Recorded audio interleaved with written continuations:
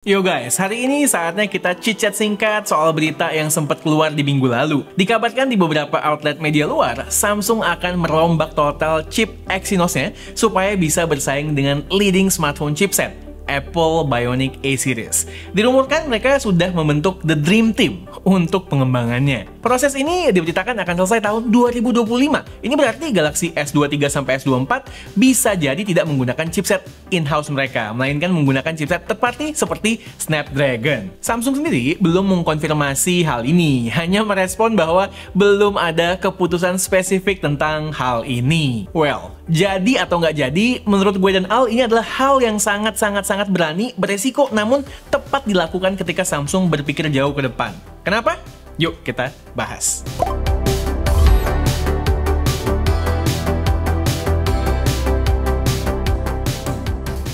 Seperti yang kalian tahu, gue dan Al adalah salah satu reviewer Indonesia yang pertama dan lantang menyuarakan bahwa Exynos bukanlah chipset yang bagus, apalagi ketika dibandingkan dengan versi HP Galaxy yang sama diperkuat oleh chipset dari Qualcomm. Video pertama kami soal hal ini ada di tahun 2019. Namun sejatinya, sebagai user lama Galaxy S Series, gue udah merasakan inferioritas ini sejak lama. Dulu sempet di Galaxy S6 Series kita merasakan superioritas Exynos 7420 di atas prosesor Strika asal Qualcomm Snapdragon 810 yang panas banget. Namun sejak Galaxy S7 kita melihat versi Snapdragon di S Series secara bertahap mengasapi versi Exynos-nya. Which itulah yang kita di Indonesia dapetin. Memang betul, sejak Exynos 2100 tahun lalu, Exynos mulai menutup gapnya dengan Snapdragon. Nggak terlalu lebar lagi perbedaan dari segi CPU, walaupun sebetulnya dari sisi GPU, Mali masih ketinggalan sama Adreno. Tahun ini Samsung coba menyusul dari segi grafis dengan menginkorporasi GPU RDNA dari AMD. Well, hasilnya mengecewakan. Kualitasnya bahkan masih beda tipis dengan GPU Mali di Exynos 2100. Dia kalah dari segi performa in general maupun performance per watt dari chipset Apple maupun Snapdragon 8 Gen 1 dan cuman bisa menang tipis lawan chipset keluaran 2021. Pandangan orang ya nggak berubah jadinya. Beruntunglah bagi mereka yang tinggal di negara-negara di mana S-Series-nya mendapatkan chipset Snapdragon 8 Gen 1, termasuk kita, Indonesia. Buat kalian yang ngikutin perkembangan smartphone Samsung sejak lama, dalam hal ini ya Galaxy S-Series pertama, kita semua tahu Samsung selalu set benchmarknya ke Apple, bukan ke smartphone Android lain.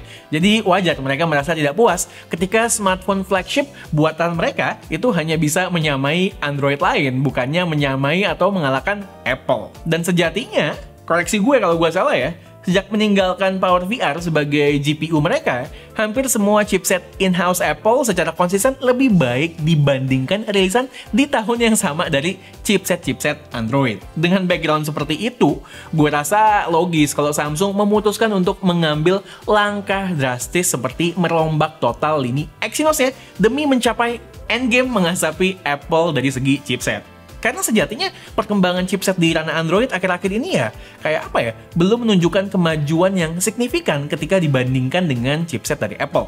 Makin kencang setiap tahun, iya, tapi makin panas juga.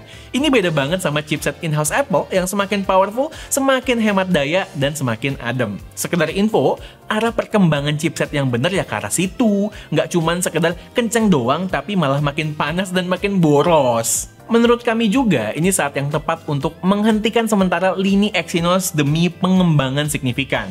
Kenapa? Kalau hal ini dilakukan di tahun-tahun sebelumnya, Samsung harus bergantung 100% pada Qualcomm.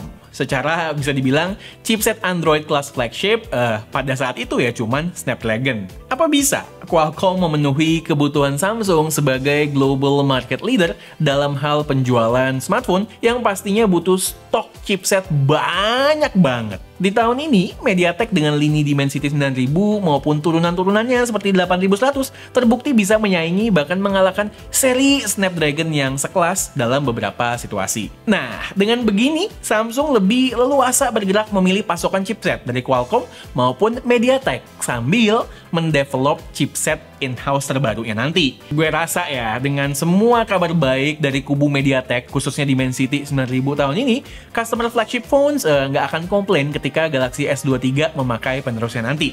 Dimensity 9000 tahun ini seperti yang sudah pernah kami coba, performanya tinggi, relatif adem, dan hemat daya. Pertanyaannya sekarang adalah, mungkin nggak endgame Samsung ini tercapai? Terus, mungkinkah mereka bisa bikin chipset yang mampu mengalahkan Bionic seriesnya Apple? Seperti yang kita ketahui, sebagai perusahaan semiconductor nomor 1 di tahun 2021, bahkan mengalahkan Intel, dan punya sumber daya sebesar Samsung, gua rasa ini mungkin banget kejadian. Samsung bisa. Kalau Samsung fokus, Samsung gue yakin pasti bisa. Gue ulangin tuh. Dan ketika itu tercapai, Samsung bakalan bisa membuka pintu bagi pendapatan-pendapatan baru untuk company mereka. Kalau aja chipset mereka sebagus itu, apa coba yang menghentikan vendor-vendor smartphone lain untuk outsourcing chipset mereka ke chipset buatan Samsung? Vendor-vendor bisa sibuk shopping around buat chipset terbaru untuk produk anyar mereka, nggak cuman ke Qualcomm maupun MediaTek doang. Samsung ya nggak cuman supply RAM doang jadinya, atau storage maupun display aja, tapi chipset juga. K2G ada beberapa saran nih buat Samsung kalau move ini bener-bener akan terwujud. Yang pertama adalah developlah sedemikian rupa sehingga chipset selanjutnya benar-benar bisa dipakai di seluruh dunia. Karena ada tuh kabarnya Samsung nggak bisa jualan Exynos sebelumnya di US misalnya karena ada isu mengenai paten Qualcomm di sana. Ya intinya bikinlah smartphone flagship yang experience-nya itu equal dimanapun customer beli secara global. Software development pun pastinya akan lebih mudah nantinya. Kita nggak lagi dapetin tuningan kamera yang berbeda kayak antara versi Exynos maupun Snapdragon. Saran kedua, rebrand chipset Exynos-nya, sehingga nanti kalau endgame Samsung benar tercapai, mereka nggak akan terbebani dengan masa lalu nama Exynos yang sudah terlanjur punya stigma buruk selama bertahun-tahun. Oke, itu aja pendapat dari gue dan Al tentang hal ini. Gue bener-bener berharap ini bisa kejadian. Sebagai tech enthusiast, kita semua harus dukung kemajuan siapapun ya, terlepas dari brand, company manapun. Yang penting mereka dapat menghasilkan persaingan yang sehat, serta memberikan hal yang lebih seru secara inovasi-inovasi demi menguntungkan kita, para usernya. Oke, sekian aja video dari gue kali ini. Gue Satish, and this is K2G. Tunggu racun-racun kami yang berikutnya. Bye guys!